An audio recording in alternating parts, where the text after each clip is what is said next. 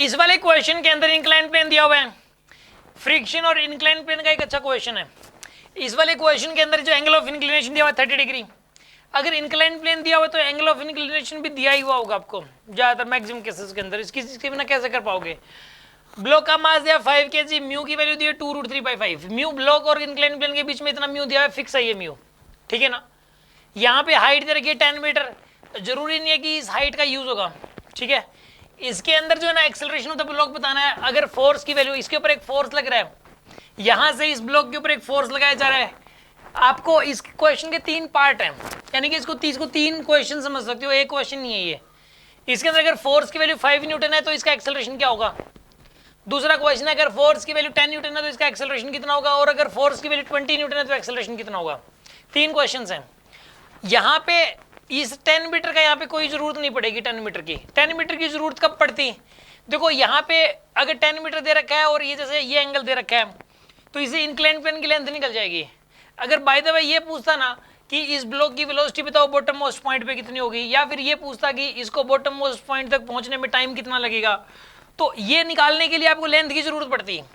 और ये लेंथ जो है वो निकलती इस परपेंडिकुलर हाइट का यूज करके, ठीक है ना। तो अभी इसकी कोई जरूरत नहीं है। अब इस वाले क्वेश्चन को सोल्व करते हैं। आपको पता है कि अगर एक्सेलरेशन पूछा जाए तो उसके ऊपर पहले नेट फोर्स निकालना होता है, नेट फोर्स बाय मास करना होता है। और नेट फोर्स निकालने से पहले हम एफबीडी बनाते हैं हम लोग। इस पे जो फोर्स लग रहे हैं वो सारे फोर्स शो कर दो, फिर नेट फोर्स निकाल लो, फिर नेट फोर्स बाय मास कर दो, उससे आपके पास एक्सेलरेशन आ जाएगा, ठीक है। इसके अंदर एक बात बताओ आप, पहले तो पहले वाला केस करते हैं। फोर्स की वैल्यू तो 5 न्यूटन ले लेते हैं हम लोग, फोर्स की वैल्यू तो 5 न्यूटन होगी।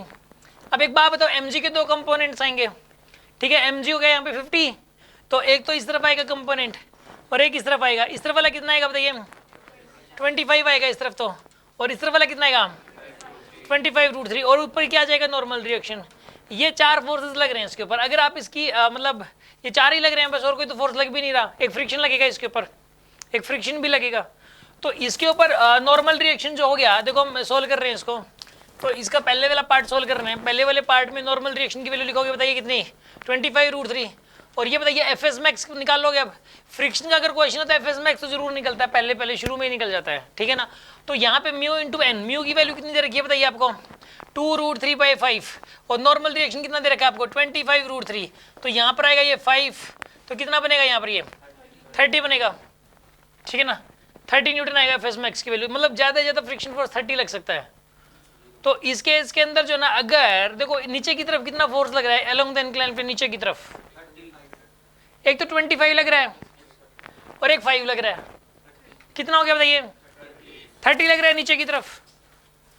तो इसको रोकने के लिए 30 की जरूरत है।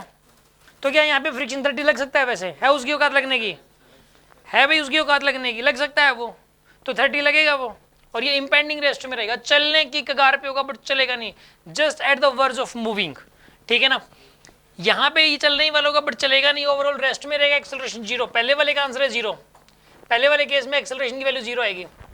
अगर आप इसकी एफबीडी बनाना चाहो ना पहले वाले केस में, तो टेढ़ी बनती है एफबीडी। देखो इंक्लाइन प्लेन का क्वेश्चन हो तो टेढ़ी एफबीडी बनेगी इसके अंदर। इधर तो दिखाओगे नीचे की तरफ 25 न्यूटन और एक 5 भी दिखा दोगे, एक फ्रिक्शन भी लगेगा ऊपर, ठीक है, ये भी 30 लग जाएगा। इधर लगेगा नॉर्मल रिएक्शन, इधर लगेगा ये लगेगा 25√3, तो नॉर्मल रिएक्शन इसके बराबर हो गया, और ये फ्रिक्शन 30 इन दोनों को बैलेंस कर लेगा। तो इसकी एफबीडी अगर आप बनाना चाहो तो टेढ़ी एफबीडी बनेगी। इंक्लाइन प्लेन का क्वेश्चन है तो टेढ़ी एफबीडी बनती है। अब आ जाओ सेकंड केस, इधर केस नंबर 2 की बात करते हैं। केस नंबर 2 में भी बताओ ब्लॉक का मास तो 5 kg रहेगा। अगर ब्लॉक का मास 5 kg है तो नॉर्मल रिएक्शन कितना आएगा बताइए? इस केस के अंदर 25√3 आएगा नॉर्मल रिएक्शन। तो नॉर्मल रिएक्शन आएगा 25√3। एफ एस मैक्स की वैल्यू बताओ कितनी आएगी इस केस के अंदर? म्यू इंटू एन के बराबर आएगी। म्यू की वैल्यू कितनी है बताइए? 2√3/5, और नॉर्मल रिएक्शन कितना आएगा बताओ? 25√3। तो सोल्व करो, कितना बनेगा ये? 30 बनेगा। एफ एस मैक्स की वैल्यू तो 30 आएगी यार, ये तो सेम ही रहेगी ना, म्यू सेम आ रहा है बार बार, म्यू तीनों ही केस में सेम है, तो हमने दोबारा वैसे ही सोल्व किया। नॉर्मल रिएक्शन वही है, म्यू वही है, तो तीनों ही केस। ये फोर्स की वैल्यू बदलने से एफ एस मैक्स थोड़ा चेंज हो रहा है ऊपर से।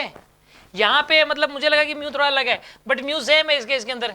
म्यू तीनों ही केसेस के अंदर सेम है, म्यू भी सेम है, नॉर्मल रिएक्शन भी सेम रहेगा, तो एफ एस मैक्स तो तीनों ही केसेस में सेम आएगा। बट इस बार आप फोर्स की वैल्यू क्या कर रहे हो? 10 न्यूटन। अगर इसकी एफबीडी बनाई जाए, अगर इसकी एफबीडी बनाई जाए तो ये बताइए आप, अगर इसकी एफबीडी तो नीचे की तरफ क्या लगेगा 25, तो ये एम जी साइन थीटा हो गया। एम जी साइन थीटा कितना हो गया 25। फोर्स कितना लग रहा है ये वाला 10 न्यूटन लग रहा है फोर्स।